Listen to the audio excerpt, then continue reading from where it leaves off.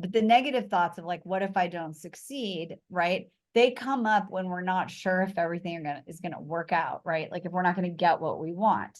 And, we have pressure. We set goals for other people that work with us, that kind of a thing. But what I want to say is that when we have, so there's a couple of really big things here. When we set those goals and we have all this pressure to like achieve it or perform well or get the thing, the pressure comes from the belief that we're not allowed to fail, that we're not good enough unless we get this thing, that other people are going to judge, right? And so all of those kinds of thoughts that exist that become problematic for us, right? And to that end, like Jane believing like, well, if I did write that stand-up comedy show or that sitcom, like then I would be happy, right? Like we think that those things will make us happy. So ultimately, what we want to know is this. And you've seen this with like people who win the lottery or whatever, right? They're like, they're happier at the beginning, but a year they just go back to their same level, right? Like it feels good, but after a while we go back. So what's the relationship between mindfulness and goals? So here's my invitation. Number one is if we pay attention to the present moment, right? So there was that picture where the flag was at the end and that flag is the goals.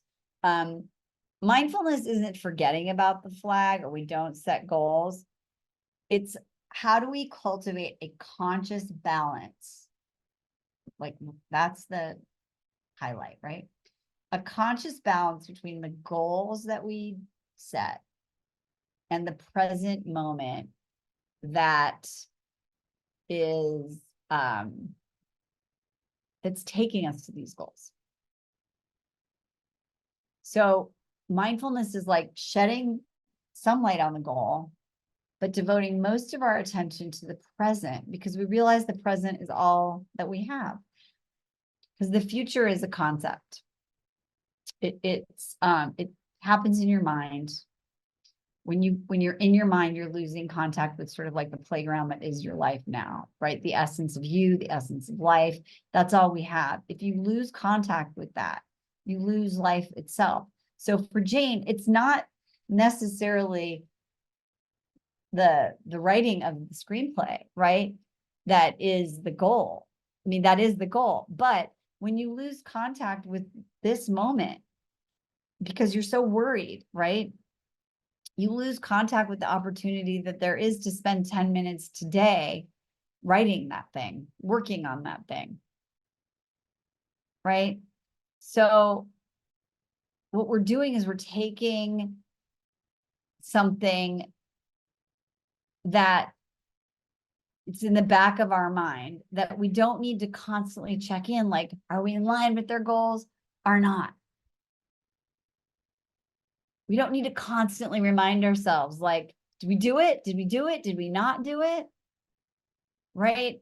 We want to stay in that present moment. And that once we're focused on the present becomes just as big and the goal is less important, then our attentional space increases. Our attentional light that we shine on the first part of that road is broader. It's bigger. We get more out of life. The journey, this is so trite, but this is what I'm saying, is that the journey is as important, if not more important than the destination. The richness of the moment is more present when we focus on it, right? We want to cultivate this relationship because the more that we are present, we're not in our head. When we're not in our head, we can't have fear. We can't be in worry. Right? We're not as aware of the gap that exists between what we're doing now and the goal that we aim to achieve. Then we have less frustration, right? And I think this is most important. Once we really focus on the present moment, and I'm not talking about like multitasking, which is not mindful, but when we're here, we become less distracted by negative thoughts.